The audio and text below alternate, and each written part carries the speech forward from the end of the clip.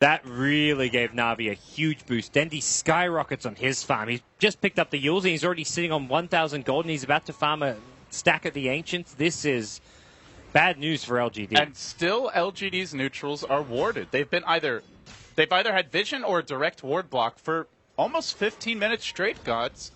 And I don't think we've seen anything when it comes to the Ancient stacks. Just a single double stack here, and I mean, frankly, I'm not sure anyone can farm it. It seems LGD is going to play this like they did Game 1 versus Secret. Just fight. They got the early blink on Maybe, and they just walk down mid. They're looking for pressure here, but all the big spells are up. Havost has his own blink ready. Watch for the wraparound. Shao8 on the move. Under cover of smoke. He's in front, wants to get a ward down, but he's going to get revealed here along with Sylar. Havost, that's a rare sight. Sees heroes and blinks away. Normally, he's the one going in as the charge comes through. Connects on Artstyle. He didn't see it coming. The Yules now comes out. Static Storm dropped directly on top of Artstyle along with the kinetic field. It's a whiff. And that may force Na'Vi to sack this tower as LGD rush in. Saniko falls prey to the rock. Maybe finding the combo play. Yep. And, well, no creep wave. Maybe they can't push in despite the kill. And just the Bounty Hunter kill as well. They couldn't go for anything in return. The Tiny tethered up and with overcharge is not going to take much damage from like a Queen of Pain combo there. Although Sonic Wave also on cooldown being the big important thing. So I think that's where LGD are going to look to continue to apply pressure in this mid lane without Sonic Wave. Na'Vi just missing that little bit of firepower which they need to be able to bring down some of these tankier heroes. The Tiny sitting on over 1300 HP, Sylar over 1k HP. You need every little bit of damage you can get. Dendi just sits back now as BKB is in the offlane, and once he gets it, not really much physical damage. With the Blink build, the Gyrocopter mostly magic damage for now. Dendi will be a bulwark in the front lines, but he does have to farm it first.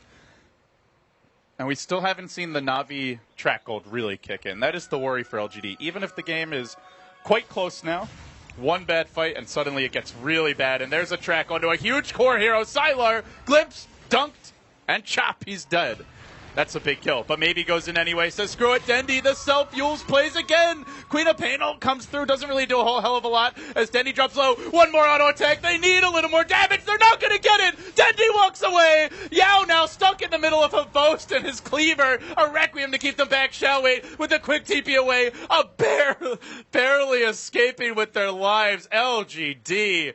Again, just outplayed. Na'Vi getting the jump, Na'Vi getting the picks, Na'Vi escaping on slivers of HP time and again, and outfarming LGD to boot. These Yule Scepters are just paying dividends. Dendi there with the self-Yules being able to kind of delay LGD's ability to damage him and bring him down. The Yule Scepter on the Queen of Pain as well, just being able to take one hero out of the fight temporarily so you can focus someone else. These have been great item pickups. Now when Funnick and Dendi reach their BKB timings, you mentioned it earlier, the physical damage just isn't there. The Tiny's going to take a long time to get to his Aghanim Scepter and whatever follow-up item he wants to go for. On the Gyrocopter, he's going to be going for a BKB, so he'll have like a Drums BKB build. He doesn't have much physical damage for some time. These BKBs give Na'Vi's cores a lot of survivability. Almost, they're kind of invincible during them. They can be locked down by a Spirit Breaker, but you're not going to be able to kill them. Yeah, when LGD runs this strategy, it marks, I guess in some ways it is kind of their style, right? Even if they pick harder carries, they want to get active around that 10 to 20 minute mark, try to establish some momentum and advantage, then they go back and focus on their farming. But you compare it to, like, say, the way Secret plays a lot of these types of drafts, where they focus on farming for minute one, and it's a very stark difference. The result in this case is they don't have the best plan B for now. If Na'Vi get ahead, LGD have not geared up to just turbo farm in the mid game. They have the heroes for it, but they haven't really itemized to focus on it. Now Dendi sitting back, farming up the top lane, closing in on the BKB. The Yule's first Shadow Fiend was just so much more prevalent in the previous patch, as you can see from the percentages here. But it still is very viable. Mana cost. It's still very a lot of viable. mana, yeah. Much more, I guess, a little more situational nowadays. Here we go. Big smoke. Saniko, the one to reveal it. They plant a sentry. They dust as well. But all quickly, the Yule Scepter is coming out. Again, Na'Vi using these to just disengage and frustrate LGD, who commit anyway. There's the call down from Sylar. Comes in for the backstab. They glimpse him out, but it's too late. Too dead off the bat. LGD, they just keep on banging their head against the brick wall. But this time, they're starting to make chunks of it fall away. Well, yeah, Na'Vi have to be careful. The Yule Scepters can kind of delay things here, but it's not going to win them the fight straight up. There's still a lot of damage output from a gyrocopter at this stage of the game. Importantly, he just hit level 11. So there was a level 2 cooldown coming out, and LGD just had the number superiority. They had all their team rotating in, and this is a classic move for them, especially when they're a little bit behind. They'll make sure they take a fight with 5, smoke up maybe 3 or 4, have the relocate come in that case, and then come out on top, because it secures them a Roshan as well. Really, really helpful sequence of events for LGD. It really reminds me of the TI4 finals, where it was just ROTK and Chow8 butting heads game after game. Nobody's going to back down in that matchup, and this is just classic Chow8. If it doesn't work, just try it again with more numbers. This guy is not afraid of a fight as a captain, and, well, Na'Vi a bit unprepared for it. They do get a tower top, the tier 1 falling as a trade, but LGD definitely going to be happy with that sequence of events. They TP on their gyro. There's a Queen of Pain in the neighborhood, but that gyrocopter, not really the target you want to be focusing right now if you're Na'Vi. Yeah, not an easy kill. And this is going for solo pickoffs on the gyro. Tiny is you're never really reliable if you don't know where the Wisp is, because if he's seeing behind with a relocate out, well, that's often not a very easy save. Through Funnick, and then they stop. They got the dunk, they got the kill. And here's a Midas now, so they are going to get a little bit of extra farm. They're also going to get an art style along the way. Na'Vi, it's really been their biggest issue here at the International 5, just getting picked apart one by one. We've seen it in multiple games, whether they hold a lead, whether it's even, or even with the deficit.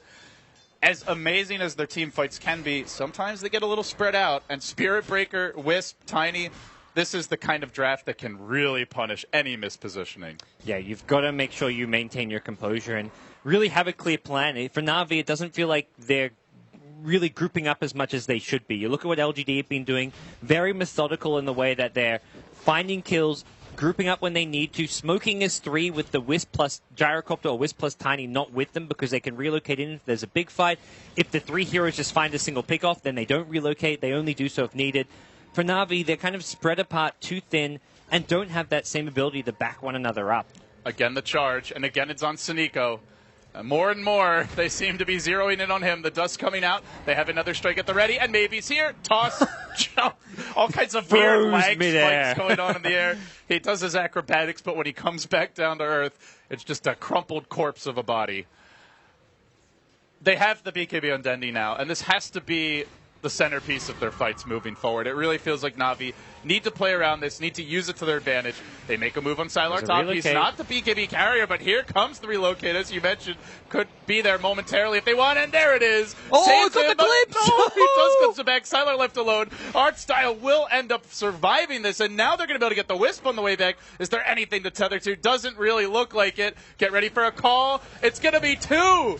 Art Style coming up big in the clutch. Na'Vi, much needed momentum.